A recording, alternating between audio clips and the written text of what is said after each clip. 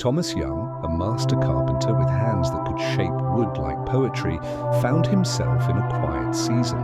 The big projects had dried up, leaving more time than he wanted with his thoughts, and his 5-year-old son, Logan. For Logan, every day with his dad was an adventure.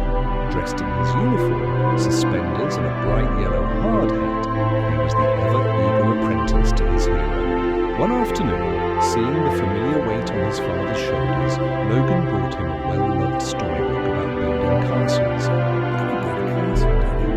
He asked. An idea sparked in Thomas's mind. Get your tool belt, partner, Thomas said. Going on a field trip to see the biggest, shiniest castle in the whole city. Their old truck pulled up to the breathtaking facade of the world-famous Contental Hotel and Casino. They walked past a giant, gleaming bronze lion statue, its silent roar greeting every guest. It was a palace of glass and light, a world away from their simple life. Thomas, tall at 6'2", with his distinct spiked red hair, felt a pang of longing. This was the kind of place he dreamed of leaving his mark on. Beside him, Logan stared, jaw agape, clutching his toy hammer. Inside, the opulence was staggering.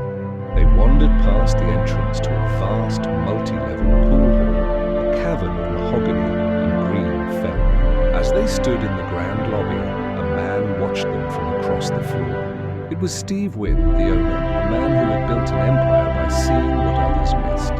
He didn't see a man out of place, he saw a foundation. He saw a father teaching his son to dream. He saw a team. Wow, Wynn murmured to his aide. Now that's a company right there. He crossed the vast polished floor. That's your son? He asked, his gaze warm and direct. Sure is, Thomas replied, placing a proud hand on Logan's hard hand. This is Logan, my head of operations. Wynn chuckled, a genuine, rich sound. I can see that. A man's real legacy isn't what he builds, but who he builds it for. He looked from the toy hammer in Logan's belt to the capable hands of the father. I've been interviewing architects for weeks for the new presidential wing. All of them talk about blueprints. Not one has shown me what they're building for. He paused, his eyes locking with Thomas's. I'm looking for a builder, not just a contractor.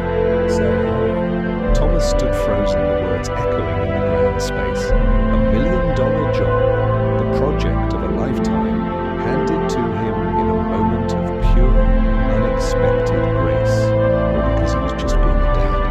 He knelt down, his eyes shining, and pulled Logan into a fierce hug. We got the job, buddy. We're going to build a castle.